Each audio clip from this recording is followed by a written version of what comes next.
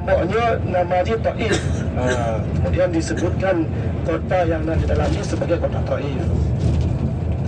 Kemudian ketika Rasulullah SAW kadruh ke kota Taif, Rasulullah SAW dia merempak dengan leher orangnya yang memimpin ataupun leher rajanya. Yang mana leher rajanya adalah adik kakak Amandu, adik abang. Ini telah dapat strategi je. Pakai dia merempak orangnya dulu. Pakai dia merempak raja dulu. Karena bahkan memang raja di dalam Islam otomatis memandung penduduk je, memandung pengikut je akan dalam Islam. Lagi kan. Lagi dia tak hulu. Dia tak boleh pasti mati ikut. Betul? Tapi orang tak ikut hanya betul mati boleh. Lagi kan cerita je. Betul lepas lagi kan. Makasih. Gejak bak pemimpin ataupun bak raja dia.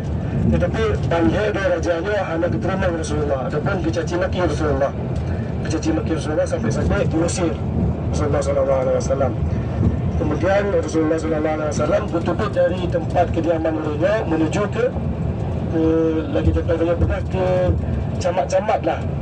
Dari kecamatan ke kecamatan ataupun dari kampung ke kampung. Jadi ke dekati kata kecil-kecil ataupun urut-urut di tempat-tempat yang ataupun di suku-suku lain. Tetapi memandangnya betulak ajaran Rasulullah SAW. Karena bahkan kali berhasut oleh Abu Jahal, yang mana Abu Jahal yang dipegah nyo ajarannya hanafah, nyo ajarannya hanafiyat, nyo ajarannya bukan ajaran yang lagi tanya pupuk selamanya. Laginya. Kemudian singkat cerita memang jumlahnya itulah Rasulullah SAW.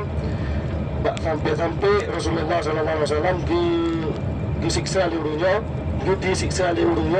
diram dengan mati, diram dengan kaya, memandu. Sampai Rasulullah SAW berdarah, bak lutut kemudian, bak kaki kemudian.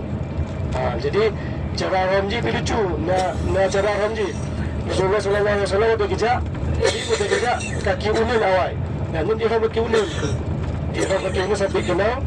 Kemudian Rasulullah SAW kaki kiri, ada kaki gunakan kaki kiri. Yang diramlah kaki kiri je, kaki kiri Rasulullah SAW. Jadi sampai lagi yang memandung, sampai lagi yang dan kenal Rasulullah bak kaki kemudian sampai berdarah.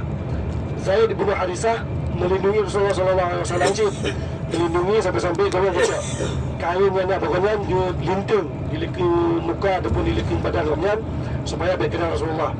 Tapi kemudian kena masjid, kena bak pelipis wajah, pelipis mata dan kena bahu dan pegah kena masjid bak dah menang lain sampai berdarah jid.